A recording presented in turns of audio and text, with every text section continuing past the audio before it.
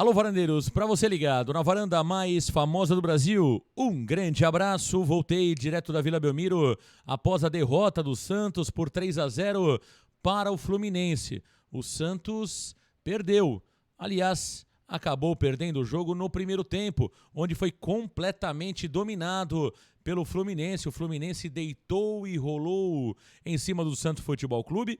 O Fernando Diniz colocou a isca e o Santos mordeu. O Santos tentou marcar em linha alta, o Fluminense, de forma bastante inteligente e com muita qualidade técnica e muita organização tática, saía jogando com facilidade, quebrava as linhas e aí um ataque letal, um ataque forte do Fluminense acabou resolvendo o jogo ainda no primeiro tempo. O Fluminense que venceu o Santos por 2-0. Primeiro, um gol marcado logo no começo da partida, um chute de fora da área do Martinelli. No meu ponto de vista, uma bola defensável para o goleiro João Paulo. João Paulo demorou uma eternidade para cair, né? E a bola acabou morrendo no canto do goleirão do arqueiro do Santos, João Paulo, canto direito do goleiro João Paulo. Depois, uma jogada pela esquerda, um cruzamento do jogador Diogo Barbosa, que saiu no costado do Mendonça, e o Arias apareceu na grande área e cabeceou no canto esquerdo alto do goleiro João Paulo, que não tinha muito o que fazer. O Santos, que no primeiro tempo não se achou. O Fluminense teve um total domínio de jogo, uma organização tática do Santos bem confusa, com o Mendonça começando pela esquerda, depois indo para a direita. O Dodi muito mal no meio-campo, né? Muito apagado, praticamente não vimos o Dodi participar do jogo no primeiro tempo. Jean Lucas, de novo, uma partida muito ruim, afobado. Ele quer jogar em todas e não joga em nenhuma.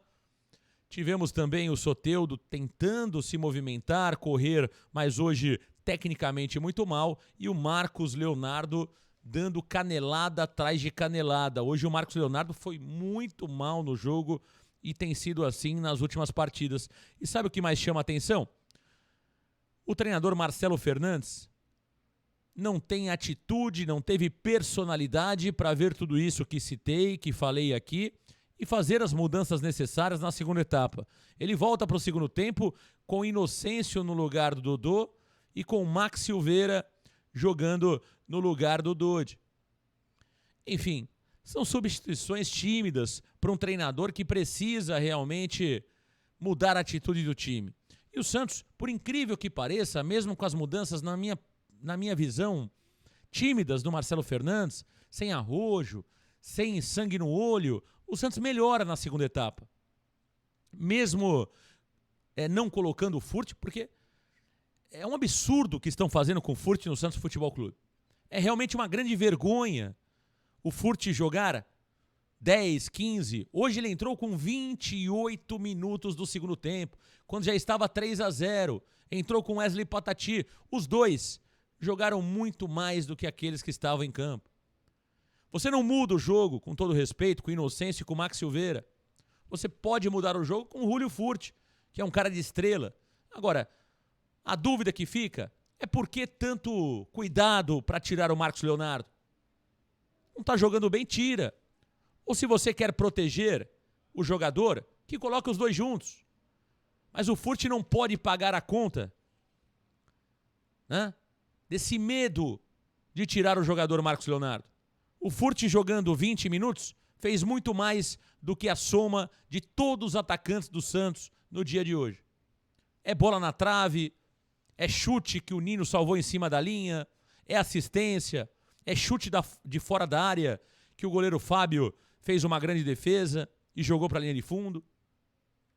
Então existe uma diferença clara e evidente para todo mundo que acompanha o Santos. E o Furt você precisa colocar. É um jogador que, se o Marcelo Fernandes entende que não deva ser titular neste momento, ele precisa pelo menos ter 35 minutos por jogo. E olha, perdendo por 2-0, sem jogar nada, o seu centroavante canelando o tempo todo, você tem que colocar o Furt com 30 do primeiro tempo, meu amigo. Então, o Santos hoje, desorganizado, é um time que aparentemente parece que não treina, né? Chama muito atenção o jogador Dodi, sinceramente, é inacreditável como esse jogador caiu de rendimento, né? É um jogador que não acerta nada. A última partida do Dodge tinha sido aqui mesmo, na Vila Belmiro, contra o Bragantino. O Santos perdeu por 3-1. Também o Bragantino ganhou com muita facilidade e o Dodge não participou do jogo. Então, o Marcelo foi questionado na entrevista coletiva pelo Giovani sobre o fato de o Furt não ter tantos minutos em campo. Disse que o Marcos Leonardo é o vice-artilheiro do Campeonato Brasileiro. Só que isso não muda nada, Marcelo Fernandes. Não muda nada. Marcelo foi muito infeliz durante o jogo e foi infeliz na entrevista coletiva. Volto a dizer, né? São por situações como essa que o Marcelo sempre será questionado se tem ou não condições de ser treinador do Santos. Sabe? Falta esse discurso de ex-jogador de futebol. Você pega uma entrevista do Marcelo Fernandes, depois que o time perde, a impressão que dá é que o Marcelo é um jogador falando, e não um treinador. É claro que ninguém está cobrando do Marcelo aqui que ele esculhambe com o jogador na entrevista coletiva. Mas elogios no excesso são desagradáveis quando você perde. O Santos perdeu aqui e perdeu feio. Essa é a grande verdade. 3-0. Outra coisa, né? Há 3 anos, a torcida do Santos está aplaudindo esses jogadores medíocres. Há 3 anos. Né?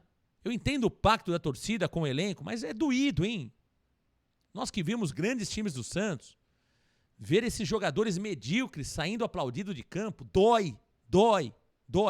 Tomara que dê certo. Tomara que o Santos escape. Mas que dá vergonha de torcer para esses jogadores medíocres, dá. Dá sim. É muito jogador ruim junto. Com exceção, no dia de hoje, de jogadores como Joaquim, Messias, Rodrigo Fernandes, Mendonça e Soteldo, que correram um pouco, tecnicamente foram ruins, mas se dedicaram, né? Pelo menos isso. O Wesley, Patati e Furt, o que vimos hoje aqui foi uma verdadeira vergonha. Obrigado, Corinthians, por ter vencido o Vasco da Gama. Obrigado, São Paulo, por ter vencido o Bahia. Porque se depender desses jogadores, meus amigos e amigas curtindo o Varanda Futebol Debate, a situação estaria muito mais delicada. E olha, Atlético Paranaense e Fortaleza. Jogando o que o Santos está jogando, não dá para confiar que o Santos vai escapar. Tem tudo para escapar. Depende das suas próprias forças. Talvez seja esse o grande problema. Porque quando você permite que jogadores medíocres decidam o futuro desse gigante chamado Santos Futebol Clube, é aí que mora o perigo. Fluminense 3, Santos 0. Gols marcados pelo Fluminense por Martinelli, John Arias e Germancano. E olha, eu não sou fã do Fernando Diniz, mas tenho que reconhecer que o trabalho do Diniz no Fluminense é muito bom. O Fluminense colocou o Santos na roda aqui na Vila Belmiro. Aliás, quem é que não coloca o Santos na roda na Vila Belmiro? Preciso acabar de vez com esse papo furado que a Vila Belmiro assusta jogador, assusta treinador. Isso é balela. Aliás, deve ter alguma razão sim. A Vila Belmiro assusta o Santos. O Santos na Vila Belmiro faz a 15ª campanha do Campeonato Brasileiro como mandante. É essa Vila Belmiro que já foi chamada de alçapão? Faz sentido jogar para 12 mil torcedores com 600 mil reais de renda e ainda tomar um sapeco como o Santos tomou do Fluminense? Como o Santos tomou do Cruzeiro? Como o Santos tomou do Red Bull Bragantino? Como o Santos está tomando de todo mundo aqui. Mais um ponto que precisa ser tratado de forma séria e não com bairrismo por aqueles que não gostam do Santos, gostam das suas opiniões. O Santos precisa ser tratado de forma séria.